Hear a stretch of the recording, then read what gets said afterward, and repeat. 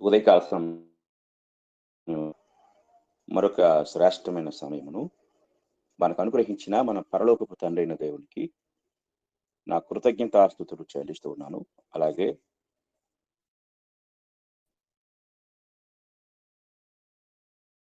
వీళ్ళందరికీ నా హృదయపూర్వకమైన వందనములు తెలియజేస్తున్నాను. ప్రియమైన వారలారా, మనము గడిచిన దినము పరిశుద్ధపరచబడుట, పవిత్రపరచబడుట అనే అంశాన్ని ధ్యానిస్తూ ఉన్నాం.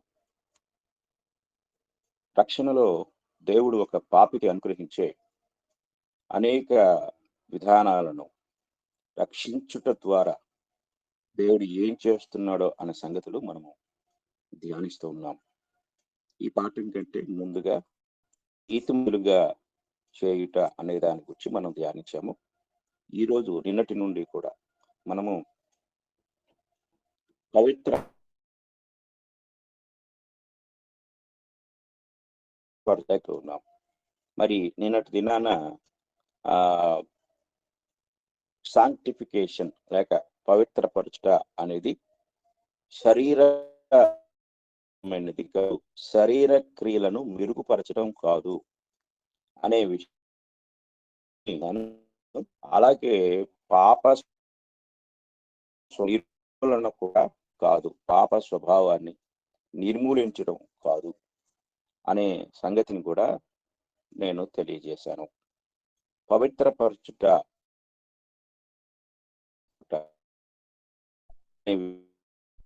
చివరిగా నింపాను.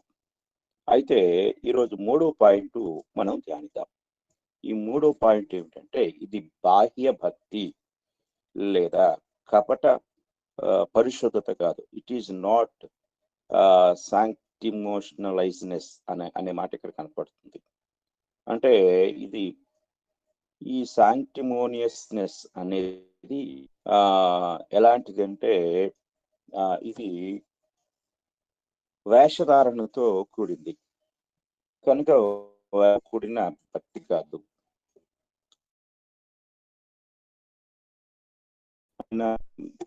ప్రత్యేక అనేది కాదు. ఇది మనము చాలా భక్తి బయటికి చూపించేలాగా భక్తి కలిగి ఉండటం. మనము గ్రహించవలసిన విషయం కనపరిచే సాధనం ఏది కూడా లేదు. ఇతనుకు అని మనం ఎవరిని కూడా చెప్పే బయటికి కనిపించే సింబాలిక్ లక్షణాలు ఏమి కనిపించవు. ఎందుకంటే భక్తి ఆత్మ సంబంధమైనది, అది ఇంటర్నల్ గా ఉంటుంది, ఆంతరంగికమైన క్రియలతో కూడింది. ఎందుకంటే దేవుడు ఆత్మ సంబంధి, ఆత్మ అయి ఉన్నాడు కనుక దేవుడు ఆత్మ గనుక ఆయన ఆరాధించేవారు ఆత్మతోనూ సత్యముతోనూ ఆరాధించాలి అనే ఆజ్ఞ యోహాను సువార్త 4వ అధ్యాయం 24వ వచనంలో మనకి ఇవ్వబడింది. కనుక ఆరాధన లేక భక్తి అనేది బాహ్య భక్తి కాదు, బాహ్య సంబంధమైంది కాదు, మనుషులకు కనిపించాలని చేసేది అంతకంటే కాదు. అసలు భక్తి చేసేది దేవునికి. భక్తి అనేది దైవికమైంది, మనుషులతో సంబంధం లేదు. ఇది మనం గ్రహించాలి. కానీ ఒక వ్యక్తి భక్తిలో ఉన్నాడు, భక్తి కార్యక్రమంలో ఉన్నాడు, భక్తి విధానాలలో ఉన్నాడు అని చెప్పడానికి మనము మనుషులకు కనపడాలి అనే ప్రయత్నం ఎప్పుడు చేస్తున్నామో అప్పుడే మన భక్తి ఏమైపోతుందంటే బాహ్య సంబంధమైన భక్తి అయిపోతుంది. బాహ్య సంబంధమైన భక్తి అనేది మనం జాగ్రత్తగా ఆలోచించినట్లయితే ఈ బాహ్య సంబంధమైన భక్తి అనేది పితరుల అంటే ధర్మశాస్త్ర కాలంలోనే ఇశ్రాయేలు ప్రజలు ఆ బాహ్య సంబంధమైన భక్తిని కలిగి ఉండటానికి లేక కనపరచటానికి వారు బాగా ప్రయాసపడేవారు. కనుక ఇది అక్కడ ప్రారంభమైంది. బహుశా వారు అన్ని జనులను చూసి ఆ భక్తి విధానాలను నేర్చుకొని ఉండొచ్చు. ఇది జాగ్రత్తగా మనం గమనించవలసిన వారమై ఉన్నాం. కనుక దేవుని వాక్యము తెలియచేసే విషయాన్ని మనం చాలా జాగ్రత్తగా ఆలోచించినట్లయితే ఆ బాహ్య సంబంధమైన భక్తి దేవునికి సంబంధించింది కాదు అనే సంగతి మనం చాలా జాగ్రత్తగా మనము గమనించవలసిన వారమై ఉన్నాము. యేసుక్రీస్తు వారు ఈ లోకంలో ఉన్నప్పుడు ఈ బాహ్య సంబంధమైన భక్తిని ఆయన ఈ విధంగా ఖండించాడు. మత్తయి సువార్త మనం చదువుకున్నట్లయితే మత్తయి సువార్త సువార్తలలో యేసుక్రీస్తు వారు ఈ బాహ్య సంబంధమైన భక్తిని గురించి ఎక్కువగా ఖండించారు. బాహ్య సంబంధమైన భక్తి ఎటువంటిది అంటే అది ఆ ఎక్కువగా ఆ కాలంలో శాస్త్రులు, పరిసయ్యులు, సద్దూకయ్యులు, అలాగే మత నాయకులు, మత పెద్దలు, అలాగే యాజకులు వీరందరూ కూడా బాహ్య సంబంధమైన భక్తిని ఎక్కువగా కలిగి ఉండేవారు. చూడండి ఇక్కడ మనము మత్తయి సువార్త 6వ అధ్యాయాన్ని చదువుకున్నట్లయితే 6వ అధ్యాయంలో యేసుక్రీస్తు వారు చేసిన ఒక గొప్ప బోధ చాలా గొప్పగా కనపడుతుంది. 6వ అధ్యాయం 1వ వచనం చదువుకుందాం. మనుషులకు కనబడవలనని వారి ఎదుట మీ నీతి కార్యము చేయకుండా జాగ్రత్త పడుడి. లేని యెడల పరలోకమందున్న మీ తండ్రి యొద్ద మీరు ఫలము పొందరు. ఆ తర్వాత 2వ వచనం కూడా చదువుతాం. కావున నీవు ధర్మము చేయునప్పుడు మనుషుల వలన ఘనత నొందవలెనని వేషధారులు సమాజ మందిరములలోను వీధులలోను చేయులాగున నీ ముందర బూర ఊదింపవద్దు. వారు తమ ఫలము పొంది ఉన్నారని నిశ్చయముగా మీతో చెప్పుచున్నాను. ఆ తర్వాత నీవైతే ధర్మము చేయునప్పుడు నీ ధర్మము రహస్యముగా ఉండు నిమిత్తము నీ కుడి చెయ్యి చేయునది నీ ఎడమ చేతికి తెలియక ఉండవలెను. ఇది యేసుప్రభు వారు ఎంత గొప్ప విషయాన్ని చెప్తున్నాడో మనం గ్రహించాలి. అలాగే ప్రార్థన దగ్గరకు వచ్చేసరికి అది ధర్మం అంటే ఇతరులకు సహాయం చేసేటప్పుడు లేక దేవునికి కానుకలు ఇచ్చేటప్పుడు లేదా ఇంకా ఏదైనా పొరుగు వారికి సహాయపడేటప్పుడు అది రహస్యంగా ఉంచు. అది దేవునికి మాత్రమే తెలియచేసేటట్లుగా ఉంచు. మనుషులకు కనపడటం వలనని కాదు అంటాడు. ఆ తర్వాత 5వ వచనానికి వచ్చినట్లయితే మీరు ప్రార్థన చేయునప్పుడు వేషధారుల వలె ఉండవద్దు. మనుషులకు కనబడవలనని సమాజ మందిరములలోను వీధుల మూరలలోను నిలిచి ప్రార్థన చేయుట వారికి ఇష్టము. వారు తమ ఫలము పొంది ఉన్నారని నిశ్చయముగా మీతో చెప్పుచున్నాను నేను. ఆ తర్వాత ఇంకా మనం గమనించినట్లయితే యేసుక్రీస్తు వారు ఈ అధ్యాయంలో ఆయన బాహ్య సంబంధమైన భక్తిని గూర్చి అలాగే అంతరంగ సంబంధమైన భక్తిని గూర్చి ఎక్కువ విషయాలను ఆయన బోధించాడు. కనుక మనము చూడండి 16వ వచనానికి వద్దాం. మీరు ఉపవాసము చేయనప్పుడు వేషధారుల వలె దుఃఖముఖులై ఉండకుడి. తాము ఉపవాసము చేయుచున్నట్టు మనుషులకు కనబడవలనని వారు తమ ముఖములను వికారము చేసుకొందురు. వారు తమ ఫలము పొంది ఉన్నారని నిశ్చయముగా మీతో చెప్పుచున్నాను. ఇక్కడ మనము ఫోకస్ చేయవలసిన అంటే గురి పెట్టవలసిన మాట ఏమిటి అంటే మనుషులకు కనబడవలెనని అనే మాట. కనుక ఈరోజు మనుషులకు కనపడవలనని భక్తి అనేది దైవికమైన భక్తి కాదు. దేవునికి సంబంధమైన భక్తి కాదు. ఇక్కడ 17వ వచనంలో కూడా అంటాడు, ఉపవాసము చేయుచున్నట్టు మనుషులకు కనబడవలనని కాక రహస్యమందున్న నీ తండ్రికే కనబడవలనని నీవు ఉపవాసము చేయుచున్నప్పుడు అంటాడు. కనుక ఈ అధ్యాయం అంతా కూడా మనకు ఏం బోధిస్తుంది అంటే మనుషులకు కనపడవలనని అంటే మనుషులకు కనపడాలనే భక్తి అసలు ఎక్కడ ప్రారంభమైంది? ఇది మనము జాగ్రత్తగా ఆలోచించినట్లయితే మత్తయి సువార్తలోనే 15వ అధ్యాయము మనం చదువుకుందాం. 15వ అధ్యాయం 15వ అధ్యాయం మొదటి వచనం నుండి చదువుకుందాం. ఆ సమయమున యెరూషలేము నుండి శాస్త్రులను పరిసయ్యులను యేసు నద్దకు వచ్చి, నీ శిష్యులు కొనకుండా భోజనము చేయుచున్నారే, వారెందు నిమిత్తము పెద్దల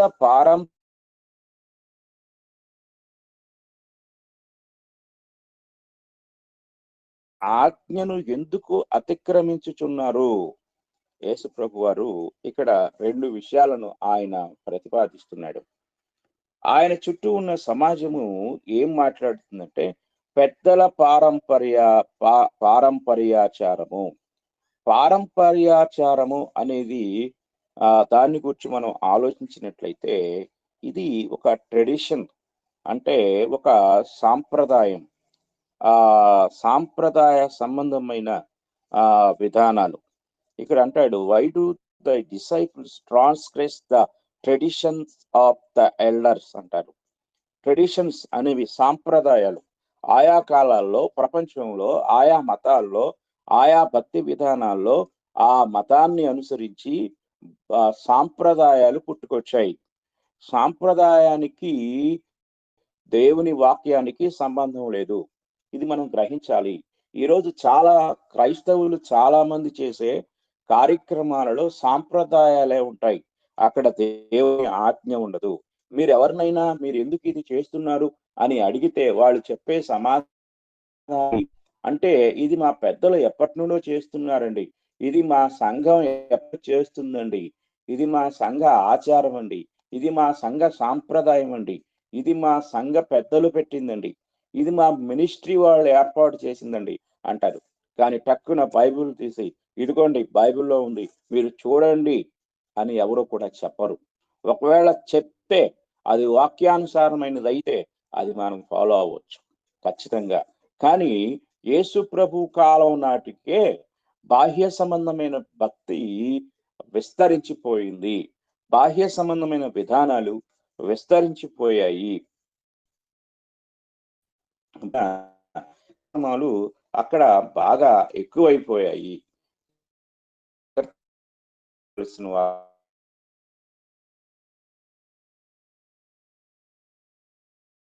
సువార్త 15వ అధ్యాయము 6వ వచనంలో, మీ పారంపర్యాచారము నిమిత్తమై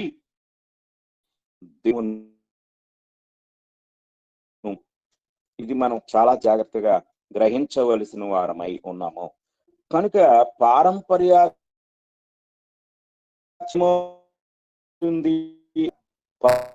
చేసినట్లయితే ఈ పారంపర్యాచారము అనేది వాక్యార్థకం చేస్తుంది. ఇది జాగ్రత్తగా మనం పరిశీలించవలసి,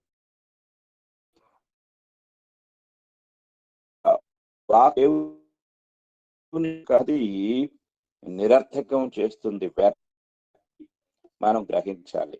అందుకే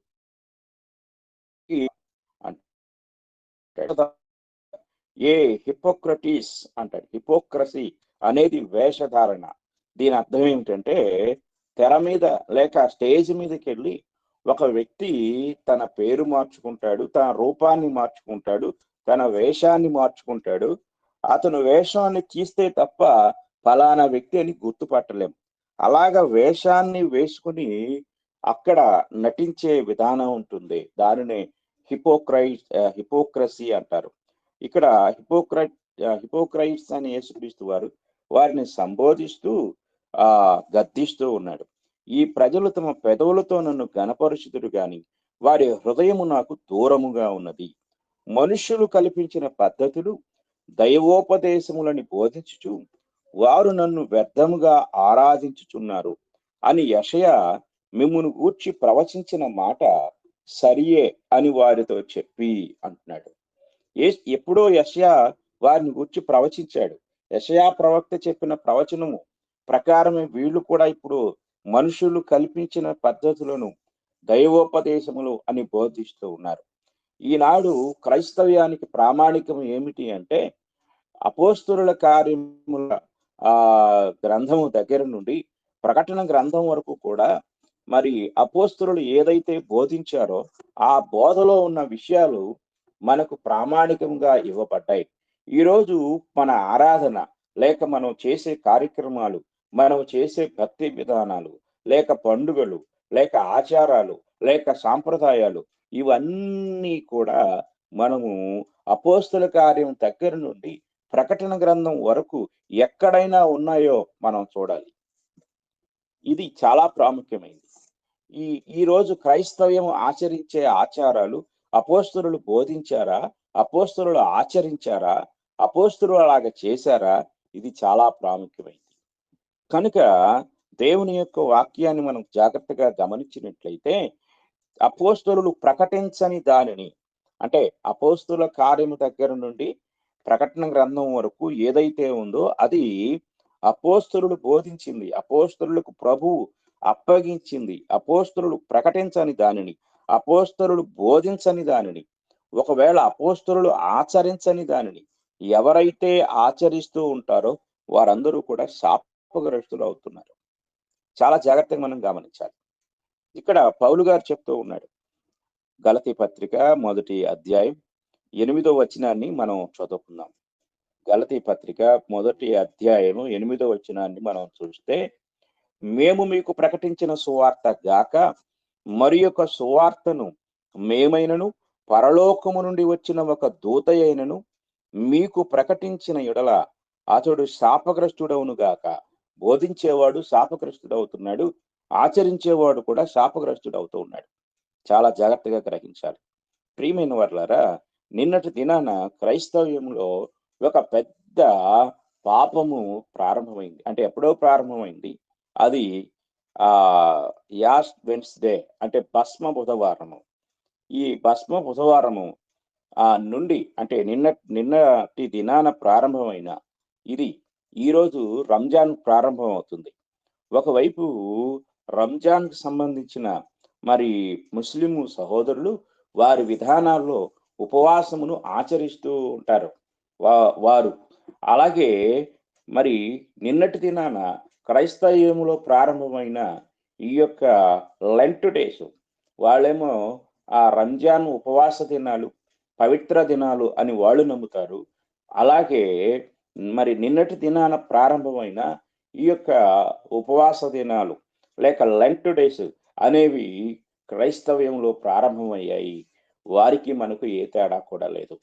కనుక వారిని యేసుక్రీస్తు నమ్ముకోమని చెప్పాల్సిన అవసరం లేదు, చెప్పే ధైర్యం మనకు లేదు. యేసుక్రీస్తు ద్వారానే మీకు రక్షణ కలుగుతుంది అని చెప్పే సాహసం చేయలేం. ఒకవేళ ఒక ముస్లిం సహోదరుని దగ్గరికి వెళ్ళి మీరు యేసుప్రభుని నమ్ముకోండి అంటే, బ్రదర్ మరి మీరు నిన్న లెంట్ డేస్ మీకు ప్రారంభమయ్యాయి, ఈరోజు మాకు ప్రారంభమయ్యాయి, కాబట్టి మేము అదే చేస్తున్నాము, మీరు అదే చేస్తున్నారు, మీకు మాకు తేడా ఏంటి? ఇందులో యేసుక్రీస్తుని నమ్ముకోవటం వల్ల వచ్చే ప్రత్యేకత ఏంటి అని ప్రశ్నించినప్పుడు మనం వారికి సమాధానం చెప్పలేం. ఎందుకంటే ఒకవేళ వారి యొక్క మత విధానాల్లో ఆ యొక్క ఉపవాస దినాలు ఉంటే ఉండొచ్చు, అది వారి గ్రంథానికి వారి సాంప్రదాయానికి సంబంధించింది. కానీ ఈరోజు క్రైస్తవులముగా మనము దీనిని ఆచరించడానికి ఏ ఆధారం ఉంది? ఇది చాలా జాగ్రత్తగా గ్రహించాలి. దేవుని వాక్యాన్ని మనం పరిశీలించినట్లయితే ఈరోజు చాలా మంది ఆ పాత నిబంధన కాలం దగ్గర నుండి అలాగే మరి ప్రభు అయిన యేసుక్రీస్తు వారి వరకు ఎంతమంది 40 దినాలు ఉపవాసం ఉన్నారో వారిని తీసుకొచ్చి దేవుని వాక్యంలో ఉపవాస ఆధారాలు ఉన్నాయి. ఏలియా 40 దినాలు ఉపవాసం ఉన్నాడు. అలాగే మోషే కొండ మీద 40 దినాలు ఉన్నాడు. అక్కడ కొండ మీద దేవునితో ఉన్నాడు, కానీ ఆయన ఉపవాసం ఉన్నట్లుగా లేదు. ఒకవేళ ఈ రోజు ఉపవాసాన్ని వారితో మనం పోల్చుకుంటే, ఈరోజు లెంట్ డేస్ లో చాలా మంది వారి ఇంటిని అలంకరించరు. అలాగే వారు మరి మంచం మీద పడుకోరు, నేల మీదే పడుకుంటారు. అలాగే వారు ఉపవాసం ఉండే క్రమంలో మోషేతో కంపేర్ చేసుకుంటే మోషే నీళ్లు తాగలేదు, ఆహారం తీసుకోలేదు. ఇది గ్రహించండి. ఈరోజు లెంట్ డేస్ ఆచరించే క్రైస్తవులు మోషే గారితో పోల్చుకుంటే మోషే గారిలాగే సీనాయి కొండ మీదకెళ్ళాలి, దేవునితో మాట్లాడాలి.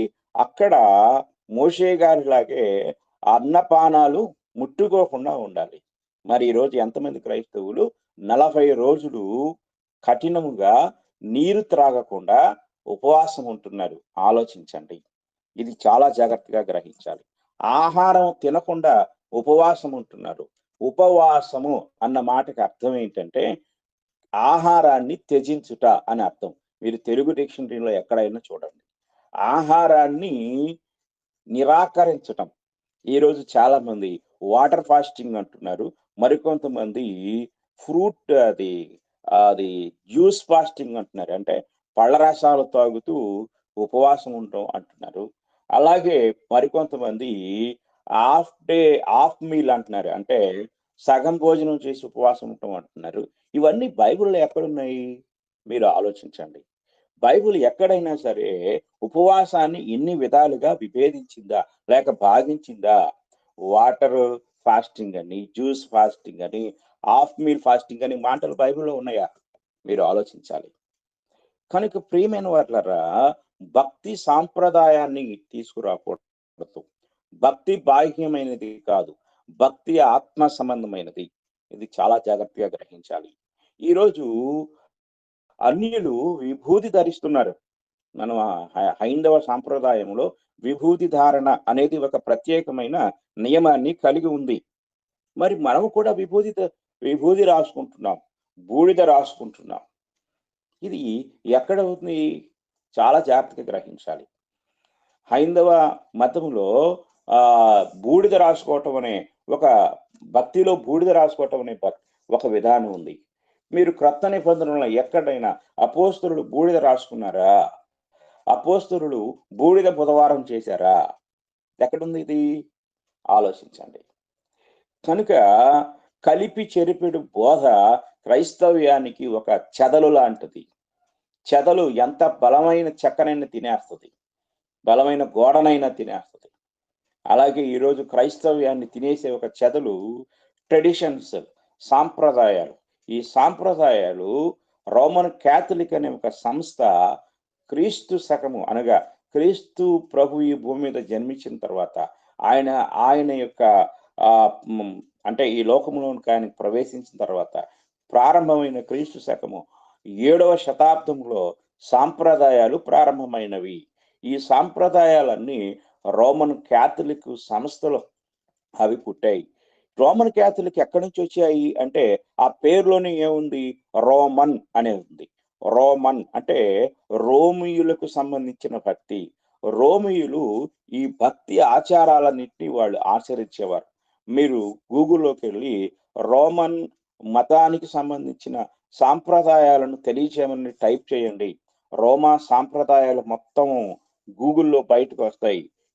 ఇందులో బయటకు వచ్చినవన్నీ మీరు చూస్తే ఈనాడు క్రైస్తవులు ఆచరిస్తున్న అనేక విధానాలకి అవి చక్కగా మ్యాచ్ అవుతాయి. ఎందుకంటే అవి అక్కడి నుండే వచ్చాయి. సూర్యుని ఆరాధించటం, చంద్రుని ఆరాధించటం, నక్షత్రాలను ఆరాధించటము, అలాగే విగ్రహాలను ఆరాధించటము, ఇవన్నీ కూడా దేవుని వాక్యాన్ని మనం గ్రహించినట్లయితే దేవుని యొక్క వాక్యంలో మరి దేవుడు ఇశ్రాయేలునికి ఇచ్చిన ధర్మశాస్త్రంలో ఆయన ఒక ఖండితమైన ఆజ్ఞ స్పష్టంగా తెలియజేశాడు. మనం చదువుకుందాం. నిర్గమాకాండం మనం చదువుకున్నట్లయితే నిర్గమాకాండంలో అక్కడ ఒక మాట మనకి కనపడుతుంది. అంటే దేవుడు వారికి ఇచ్చిన ధర్మశాస్త్రాన్ని మనం జాగ్రత్తగా పరిశీలించినట్లయితే నిర్గమాకాండము 20వ అధ్యాయము, నిర్గమాకాండము 20వ అధ్యాయము మనం చదువుకున్నట్లయితే 2వ వచనం నుండి మనం చదువుకుందాం. 2వ వచనం మనం చూసినట్లయితే, నీ దేవుడనైన యెహోవాను నేనే దాసుల గృహమైన ఐగుప్తు దేశంలో నుండి నిన్ను వెలుపలికి రప్పించితిని. నేను తప్ప వేరొక దేవుడు నీకు ఉండకూడదు. పైన ఆకాశం అందే కాని, క్రింది భూమి అందే కాని, భూమి కింద నేల ఎందే కాని ఉండు. దేని రూపమునైనను విగ్రహమునైనను నీవు చేసుకొనకూడదు. వాటికి సాగిలపడకూడదు, వాటిని పూజింపకూడదు. ఏలయనగా నీ దేవుడనైన యెహోవానకు నేను రోషము గల దేవుడను అంటాడు. అంటే ఇక్కడ ఈ ఈ మాట మనం పరిశీలించినప్పుడు దేని రూపమునైనను విగ్రహమునైనను నీవు చేసుకొనకూడదు. ఇది చాలా ప్రాముఖ్యమైనది.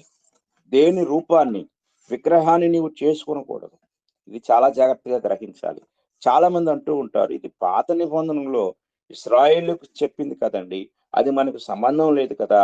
అది కొట్టివేయబడింది కదా! అని అంటూ ఉంటారు. అయితే దేవుని యొక్క వాక్యాన్ని మనము చాలా జాగ్రత్తగా పరిశీలన చేసినట్లయితే దేవుడు ఇశ్రాయేలులకు మాత్రమే కాదు, మనకు మనకు కూడా ఈ యొక్క చట్టాన్ని ఆయన అనుగ్రహించారు అనే సత్యాన్ని మనం చాలా జాగ్రత్తగా పరిశీలించవలసిన వారమై ఉన్నాం. మనము కూడా విగ్రహారాధన నుండి నిషేధించబడిన వారమై ఉన్నాము. ఈ సత్యాన్ని మనం చాలా జాగ్రత్తగా గ్రహించవలసిన వారమై ఉన్నాం. కనుక విగ్రహారాధన పాత నిబంధన మాత్రమే కాదు, క్రొత్త నిబంధన కూడా ఆ విగ్రహారాధనను వ్యతిరేకిస్తుంది. విగ్రహారాధన అనేది ప్రతి యుగములోను, ప్రతి కాలములోను కూడా దేవుడు వ్యతిరేకించినది అనే సత్యాన్ని మనం చాలా జాగ్రత్తగా పరిశీలించవలసిన వారమై ఉన్నాం. కనుక అక్కడ ఉన్నది కేవలం ఇశ్రాయేలులకు మాత్రమే, మనకు సంబంధం లేదు అని చెప్పుకునేవారు క్రొత్త నిబంధనలో దేవుడిచ్చిన వాక్య సత్యాన్ని వ్యతిరేకిస్తున్నారు. రెండవ మరణం అనగా నిత్య నరకాగ్ని గుండంలో పాలు పొందే వారి లిస్టులో విగ్రహారాధికులు కూడా ఉన్నారు అనే సంగతి మనం గ్రహించాలి. చూడండి, ప్రకటన గ్రంథం 21వ అధ్యాయం 8వ వచనాన్ని మనం చదువుకున్నట్లయితే అక్కడ ఈ మాట కనపడుతుంది. ప్రకటన గ్రంథం 21వ అధ్యాయం 8వ వచనం, పిరికి వారును, అవిశ్వాసులను, అసహ్యులను, నరహంతకులను, వ్యభిచారులను, మాంత్రికులను, విగ్రహారాధకులను అంటాడు. విగ్రహారాధకులను, అభక్తికులందరును అగ్ని గంధకములతో మండు గుండములో పాలు పొందుదురు. ఇది రెండవ మరణం. కనుక సాతాను క్రైస్తవ్యాన్ని అపవిత్రపరచడానికి పన్నిన పన్నాగములో క్రైస్తవులు చిక్కుకున్నారు. కనుక విగ్రహారాధన అనేది దేవుడు ఖండించిన విషయం. కనుక అటు పాత నిబంధనలో కావచ్చు, ఇటు క్రొత్త నిబంధనలో కావచ్చు, విగ్రహాన్ని అంటే దేవుని యొక్క రూపాన్ని మార్చటమే విగ్రహము. ఇది చాలా జాగ్రత్తగా గ్రహించాలి. రోమీయులకు రాసిన పత్రిక 1వ అధ్యాయము మనం చదువుకున్నట్లయితే అక్కడ ఈ మాట మనకు కనపడుతుంది. చూడండి, రోమీయులకు రాసిన పత్రిక 1వ అధ్యాయము 22వ వచనాన్ని మనం చదువుకుందాం. వారి అవివేక హృదయము అంధకారమాయను, తాము జ్ఞానులమని చెప్పుకొనుచు బుద్ధిహీనులైరి. వారు అక్షయుడుగు దేవుని మహిమను క్షయముగు మనుషుల యొక్కయు పక్షుల యొక్కయు, చూడండి, మనుష్యుల యొక్కయు అంటే మనుషుల రూపం, పక్షుల యొక్కయు పక్షుల రూపం, చతుష్పాద జంతువుల యొక్కయు 4 కాళ్ళ జంతువుల రూపము, పురుగుల యొక్కయు ప్రాకే పురుగుల యొక్క రూపం, ప్రతిమా స్వరూపముగా ఇన్ని రూపాలతో ప్రతిమలను చేసుకున్నారు, విగ్రహారాధన చేసుకున్నారు, విగ్రహాలను తయారు చేసుకున్నారు. కనుక దేవుడు ఏమంటున్నాడంటే, వారి అవివేక హృదయము అంధకారం అయిపోయింది, తాము జ్ఞానులమని చెప్పుకొనుచు బుద్ధిహీనులైరి. కనుక ఈరోజు చాలా మంది క్రైస్తవ గృహాల్లో యేసు ప్రభు ఫోటో అని, ఆయన యేసు ప్రభు ఫోటో కాదు, కెమెరా కనుగొనబడింది యేసు ప్రభు కాలంలో కాదు. యేసు ప్రభు కాలంలో కెమెరాలు లేవు, ఆయన ఎవరో ఫోటో తీయలేదు. కనుక ఇది మనం గ్రహించాలి. అలాగే మరియమ్మని ఎవరో ఫోటో తీయలేదు. కనుక ఈ రూపాలన్నీ కూడా రోమన్ మతం నుండి వచ్చిన రూపాలు. రోమన్ మత విగ్రహాలను మీరు చూడండి, మీరు 1వ శతాబ్దములో ఉన్న ఆ చరిత్రను చూడండి, చూస్తే రోమన్ మతంలో ఉన్న సంస్కృతి నేటి నవీన కాలంలో ఉన్న క్రైస్తవ ఆరాధనలో అది విజృంభించటం, వ్యాప్తి చెందటము ఎంతో దురదృష్టకరం. దేవుని వాక్య జ్ఞానం లేని వారు వాక్యాన్ని చదవకుండా కేవలము బోధకులు చేసే బోధలు మాత్రమే వింటూ ఆ బోధ మీద మాత్రమే ఆధారపడి బైబిల్ను పరిశీలించని వారు ఇలాంటి విధానాల్లో కొనసాగుతూ ఉంటారు. కనుక భక్తి బాహ్యమైనది కాదు, కనుక మనుషులు కల్పించు పద్ధతులే ఈరోజు దేవుని ఉపదేశాలుగా క్రైస్తవ సమాజంలో ఆ ఈరోజు ఏలుబడి చేస్తూ ఉన్నాయి. కనుక ఇది చాలా భయంకరమైన పరిస్థితి. ఇది చాలా దారుణమైన పరిస్థితి. కనుక అలాంటి వారికి దేవుని యొక్క ఉగ్రతకు వాళ్ళు పాత్రులవుతారు. అలాంటి వారిని దేవుడు సహించడు. ఎందుకంటే వారు దేవుని చట్టాన్ని మారుస్తున్నారు, దేవుని బోధన మారుస్తున్నారు. కనుక పౌలు గారే చెప్పాడు, మేము ప్రకటించిన సువార్త గాక మరి యొక్క సువార్తను మరలా వచ్చి మేము ప్రకటించిన, పరలోకం నుండి ఒక దూత వచ్చి ప్రకటించిన ఆఖరికి శాపగ్రస్తుడవును గాక అని శపించాడు. కనుక ఈరోజు అపోస్తలుల యొక్క బోధ క్రొత్త నిబంధనలో లేని ఏ కల్పితమైన బోధించేవాడు శాపగ్రస్తుడవుతాడు. ఇది చాలా జాగ్రత్తగా గ్రహించాలి. కనుక వాక్యాన్ని వింటున్న విశ్వాసులైన వారు ఈ విషయాన్ని దృష్టిలో ఉంచుకోవలసిన వారై ఉన్నారని, పరిశీలన చేయవలసిన వారై ఉన్నారని నేను ఎంతో మీకు విన్నవించుకుంటూ ఉన్నాను. ఈ విషయాన్ని చాలా జాగ్రత్తగా మనం పరిశీలించాలి. కనుక భక్తి క్రైస్తవ్యం అనేది లేక క్రైస్తవ విశ్వాసం అనేది బాహ్య సంబంధమైన విధి విధానాలకు, ఆచార సంబంధమైన వాటికి సంబంధించినది కాదు. అది ఆత్మ సంబంధమైనది. అది కేవలము దేవునికి మనకు అంటే మన ఇంటర్నల్ ఫీలింగ్స్ ఉంటాయి. అంటే లోపల ఉండే భావాలకు, లోపల ఉండే విశ్వాసానికి, లోపల ఉండే పవిత్రతకు, లోపల ఉండే ఆసక్తి, లోపల ఉండే శ్రద్ధ, లోపల నుండి పుట్టుకొచ్చే ఆరాధన, లోపల నుండి పుట్టుకొచ్చే పశ్చాత్తాపం, ఇది దేవునితో కనెక్ట్ అవుతుంది. దేవుని ఆరాధించే విధానంలో ఇది కలిగి ఉంటుంది. కనుక ప్రియమైన వారలారా, ఇక్కడ పవిత్రత అనేది బాహ్య సంబంధమైనది కాదు, బయటికి కనిపించేది కాదు అనే సత్యాన్ని మనం చాలా జాగ్రత్తగా గ్రహించవలసిన వారమై ఉన్నాం. నేటి సమాజంలో ఈ యొక్క భక్తి ఎంత విజృంభిస్తూ ఉందో, వ్యాప్తి చెందుతుందో మనము గ్రహించవలసిన వారమై ఉన్నాము. కనుక పౌలు గారు కొలసీలకు రాస్తూ ఉంటాడు. కొలసీ పత్రికలు అంటే కొలసీ సంఘంలో కూడా, అంటే కొలసీ పట్టణంలో ఉన్న సంఘంలో కూడా ఈ యొక్క బాహ్య సంబంధమైన భక్తి అక్కడ బయటికి వచ్చింది. చూడండి, 2వ అధ్యాయం 16వ వచనం చదువుకుందాం. కాబట్టి అన్నపానముల విషయంలోనైనను, పండుగ, అమావాస్య, విశ్రాంతి దినము అనువాటి విషయంలోనైనను మీకు తీర్పు తీర్చనవనికి అవకాశం ఇయ్యకుడి అంటాడు. ఆ తర్వాత 17వ వచనంలో, ఇవి రాబో వాటి ఛాయే గాని నిజస్వరూపము క్రీస్తులో ఉన్నది. 18వ వచనము, అతి వినయాసక్తుడై దేవదూతారాధన యందు ఇచ్చ కలిగి తాను చూచిన వాటిని గూర్చి గొప్పగా చెప్పుకొనుచు తన శరీర సంబంధమైన మనస్సు వలన ఊరక ఉప్పొంగుచు శిరస్సును హత్తుకొనని వాడెవడును మీ బహుమానమును అపహరింపనీయకుడి. అంటే కొలసీ సంఘంలో, అంటే కొలసీ పట్టణంలో దేవదూతారాధన ఉంది. అంటే దేవదూతల్ని ఆరాధించేవారు ఉన్నారు. కనుక అలాంటి వారు మీ బహుమానాన్ని ఎత్తుకుపోతారు, అపహరిస్తారు, దొంగిలిస్తారు. అలాంటి వారితో జాగ్రత్తగా ఉండండి అంటాడు. తర్వాత 20వ వచనాన్ని మనం చదువుకున్నట్లయితే, మీరు క్రీస్తుతో కూడా లోకము యొక్క మూల పాఠముల విషయమై మృతి పొందిన వారైతే లోకములో బ్రతుకుచున్నట్టుగా, అంటే లోకములో వారు ఎలా బ్రతుకుతున్నారో అలా బ్రతుకుచున్నట్టుగా మనుషుల ఆజ్ఞలను, పద్ధతులను, మీరు జాగ్రత్తగా గమనించండి, మనుషుల ఆజ్ఞలను అన్నాడు, దేవుని ఆజ్ఞలు కాదు. మనుషుల ఆజ్ఞలను, పద్ధతులను అనుసరించి అంటున్నాడు. మనుషుల ఆజ్ఞలు, పద్ధతులను అనుసరించి చేత పట్టుకొనవద్దు, రుచి చూడవద్దు, ముట్టుకొనవద్దు అను విధులకు మీరు లోబడనేలా. ఈరోజు మనం గ్రహించినట్లయితే చాలా మంది ఈ లెంట్ డేస్ లో ఇక్కడ ఉన్న వచనాన్ని ఫాలో అవుతూ ఉంటారు. కానీ దేవుడు దీన్ని ఖండిస్తూ ఉన్నాడు. ఇవి మనుషుల ఆజ్ఞలు, మనుషుల పద్ధతులు. ఎంతో భయంకరమైన విషయం.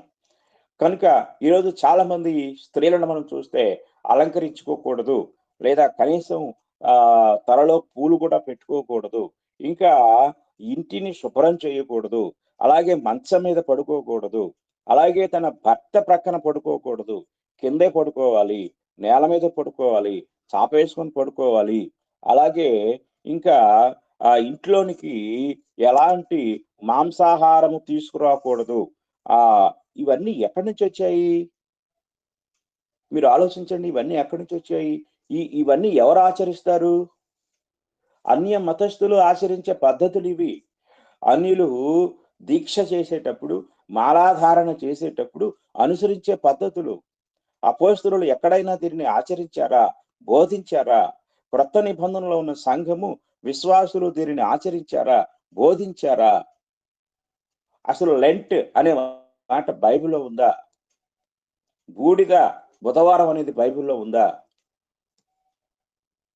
40 దినాలు ఉపవాసం అనేది బైబిల్‌లో ఉందా? శ్రమల కాలం అనేది బైబిల్‌లో ఉందా? శ్రమల దినాలు ఎక్కడున్నాయి బైబిల్‌లో? చాలా జాగ్రత్తగా గ్రహించండి. యేసు ప్రభువారు 40 దినాలు శ్రమలు పడ్డారు అని చాలా మంది బోధిస్తూ ఉంటారు. యేసు ప్రభువారు 40 దినాలు శ్రమలు పడలేదు. ఆయన రాత్రి బంధించబడ్డాడు.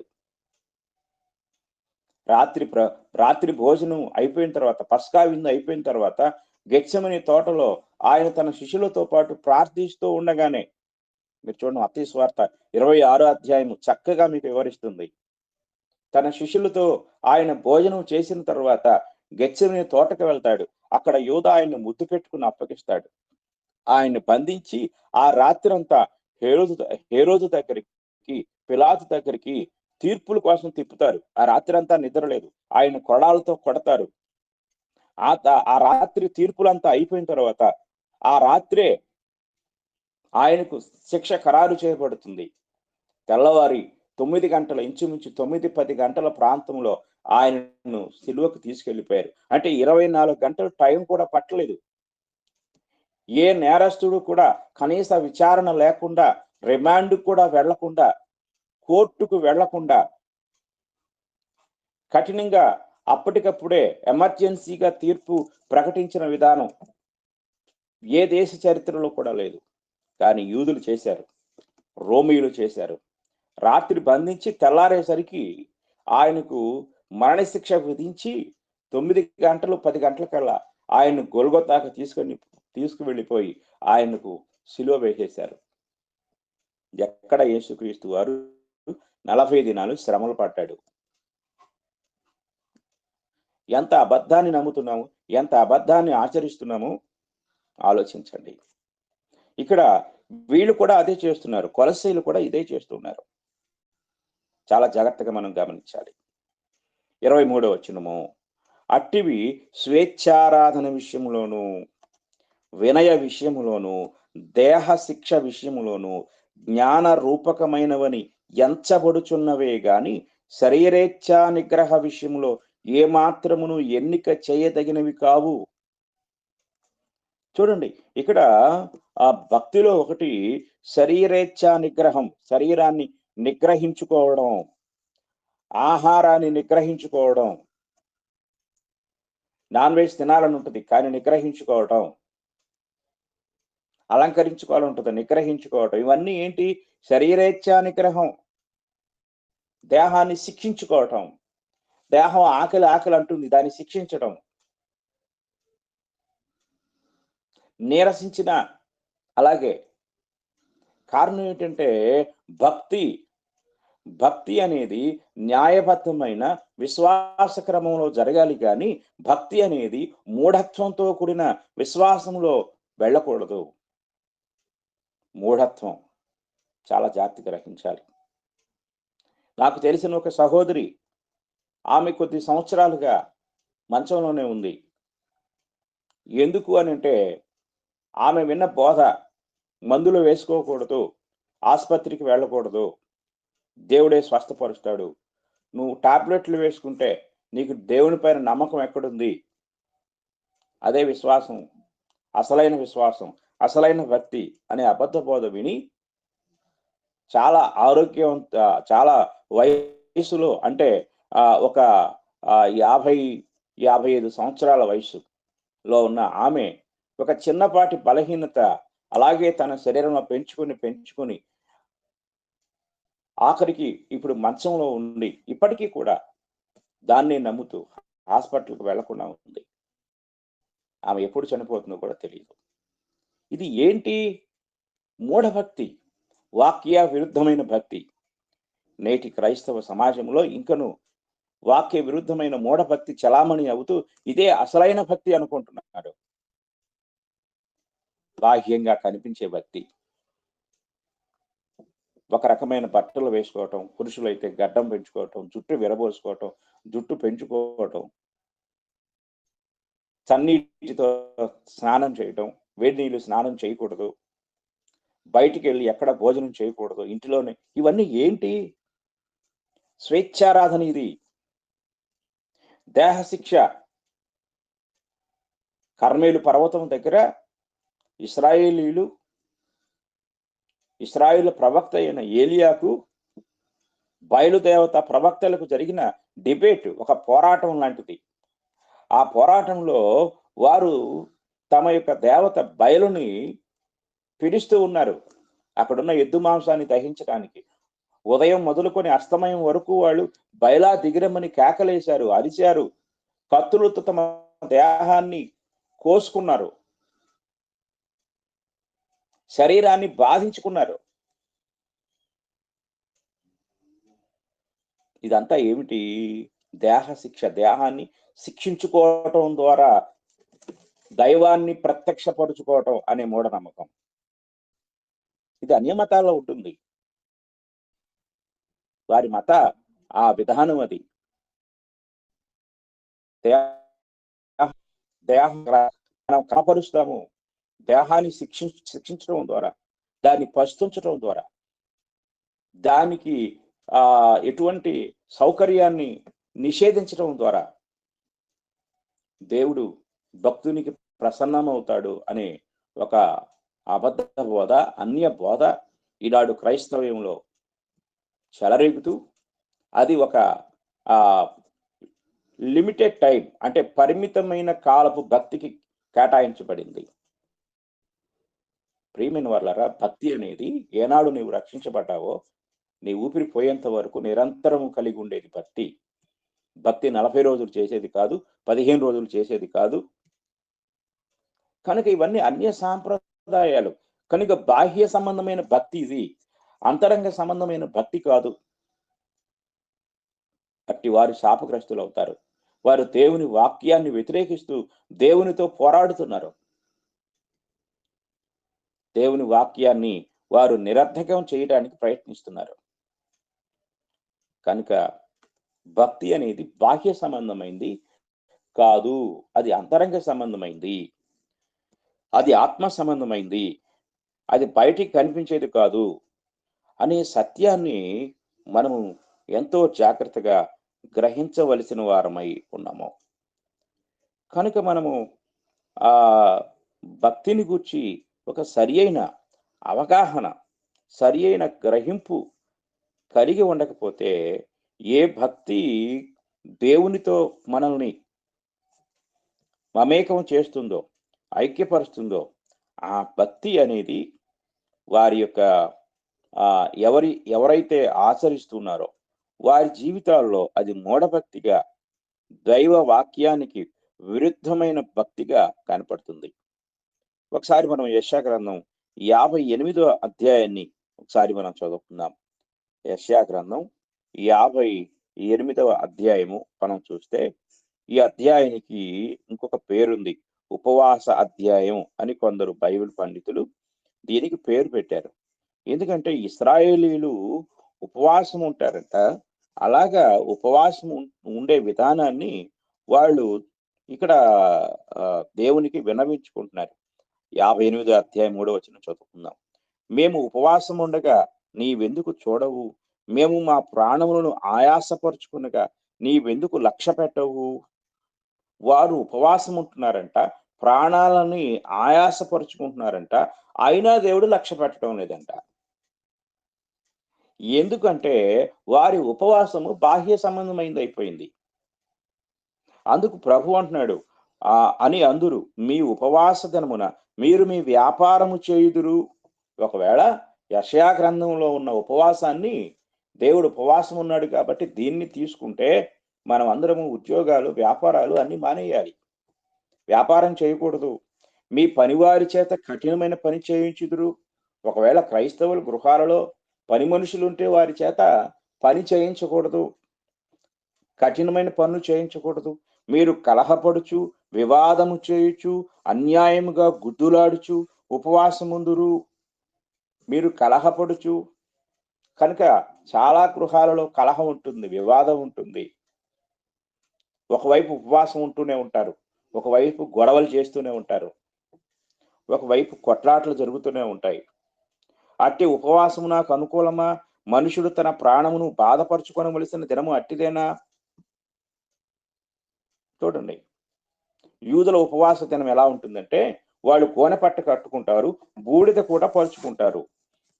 మరి ఈరోజు ఉపవాసం ఉండేవారు పాత నిబంధన ఉపవాసాన్ని మాదిరిగా తీసుకుంటే గోనె పట్ట కట్టుకోవాలి, బూడిద పూసుకోవాలి, లేక దుమ్ములో కూర్చోవాలి. ఆ తర్వాత అంటున్నాడు, దుర్మార్గులు కట్టిన కట్లను విప్పుటయు, కాడిమాను మోకులు తీయుటయు, బాధింపబడిన వారిని విడిపించుటయు, ప్రతి కాడిని విరుగుగొట్టుటయు నేను ఏర్పరచుకున్న ఉపవాసం కదా. నీ ఆహారం ఆకలి కొనిన వారికి పెట్టుటయు, నీ రక్త సంబంధికి ముఖము తప్పింపకునుటయు. ఎవరైతే ఆకలితో ఉన్నారో వారికి ఆహారం పెట్టే అవసరత ఉంది. ఇది నిత్య ఉపవాసం. నిత్య ఉపవాసం అంటే మన నిరంతర జీవితంలో ఈ పద్ధతులు ఆచరించాలి. ఆకలి కొని వారికి భోజనం పెట్టడం, రక్త సంబంధి మనకు అవసరమై ఏదైనా ఆపద కలిగి మన దగ్గరికి వస్తే ముఖం తప్పించకుండా ఉండటము, దిక్కుమాలిన భేదలను ఇంట చేర్చుకోవటము, ఇది నిరంతర ఉపవాసం. 40 రోజులు చేసేది కాదు. క్రైస్తవ జీవితం జీవించినంత వరకు కూడా ఇలాంటి విధానాలు మనం ఆచరించాలి. వస్త్రహీనుడు నీకు కనపడినప్పుడు వానికి వస్త్రములు ఇచ్చుటయు ఇదియే కదా నాకు ఇష్టమైన ఉపవాసము. ఇది 40 రోజులు చేయమని అక్కడ చెప్పలేదు మరలా దేవుడు. కనుక మనం చాలా జాగ్రత్తగా గమనించవలసిన వారమై ఉన్నాం. 9వ వచనం, అప్పుడు నీవు పిలువగా యెహోవా ఉత్తరమిచ్చును, నీవు మొరపెట్టగా ఆయన నేను ఉన్నానను. ఇతరులను బాధించుటయు వ్రేలు పెట్టి చూపి అంటే ఇతరులలో ఉన్న లోపాలను ఎత్తి చూపటము, వారిని తిరస్కరించటము, చెడ్డదానిని బట్టి మాట్లాడుటయు నీవు మాని, ఆశించిన దానిని ఆకలి కొనిన వానికి ఇచ్చి శ్రమపడిన వారిని తృప్తిపరిచిన ఎడల. ఇవన్నీ ఏంటి? క్రైస్తవ జీవిత ధర్మాలు. యెషయా గ్రంథం 58వ అధ్యాయంలో చెప్పిన విషయాలను క్రొత్త నిబంధనలోనికి వెళ్ళి మనం చూస్తే రోమీలకు రాసిన పత్రిక 12వ అధ్యాయంలో మనకి ఎంతో స్పష్టంగా కనపడతాయి. రోమీలకు రాసిన పత్రిక 12వ అధ్యాయము 10వ వచనం మనం చదువుకుందాం. సహోదర ప్రేమ విషయంలో ఒకని యందొకడు అనురాగము గలవారై, ఘనత విషయంలో ఒకరినొకడు గొప్పగా ఎంచుకొనుడి, ఆసక్తి విషయంలో మాంద్యులు కాక ఆత్మయందు తీవ్రత గలవారై ప్రభువును సేవించుడి, నిరీక్షణ గలవారై సంతోషించుచు, శ్రమయందు ఓర్పు గలవారై ప్రార్థన యందు పట్టుదల కలిగి ఉండుడి, పరిశుద్ధుల అవసరములలో పాలు పొందుచు. అదే నీ పొరుగువానికి ముఖము చాటు చేయొద్దు అన్నాడు కదా, ఇక్కడ అదే చెప్తున్నాడు. పరిశుద్ధుల అవసరములలో పాలు పొందుచు శ్రద్ధగా ఆతిథ్యం ఇచ్చుచుండుడి, మిమ్మల్ని హింసించి వారిని దీవించుడు గాని శపింపవద్దు, సంతోషించు వారితో సంతోషించుడి, ఏడ్చు వారితో ఏడువుడి, ఒకరితో ఒకడు మనసు కలిసి ఉండుడి, హెచ్చువాటి యందు మనస్సుంచక తగ్గువాటి యందు ఆసక్తులయుండుడి, మీకు మీరే బుద్ధిమంతులని అనుకొనవద్దు, కీడుకు ప్రతి కీడెవనికి నీ చేయవద్దు, మనుషులందరి దృష్టికి యోగ్యమైన వాటిని కూర్చి ఆలోచన కలిగి ఉండుడి, శక్యమైతే మీ చేతనైనంత మట్టుకు సమస్త మనుషులతో సమాధానముగా ఉండుడి. ప్రియులారా, మీకు మీరే పగ తీర్చుకొనక దేవుని ఉగ్రతకు చోటుయుడి, పగ తీర్చుట నా పని, నేనే ప్రతిఫలమునిత్తును అని ప్రభువు చెప్పుచున్నాడని వ్రాయబడి ఉన్నది. కాబట్టి నీ శత్రువు ఆకలి కొని ఉంటే అతనికి భోజనము పెట్టుము, దప్పికొని ఉంటే దాహమిమ్ము, అలాగు చేయుట వలన అతని తల మీద నిప్పులు కుప్పగా పోయుదువు. కీడు వలన జయింపబడక మేలు చేత కీడును జయించుము. ఇదే ఉపవాసం అంటే తిండి మానేయటం కాదు, నిరంతర జీవన విధానం. క్రైస్తవ నిరంతర జీవన విధానం, నిరంతర ఉపవాసం.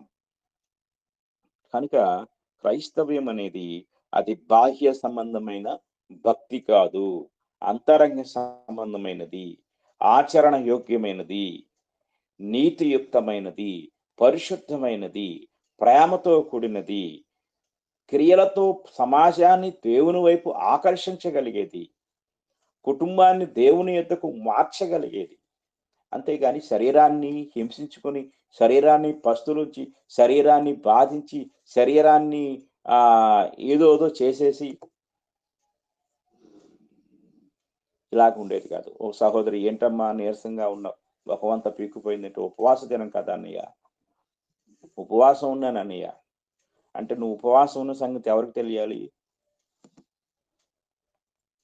ప్రభు ఖండించాడు దాన్ని.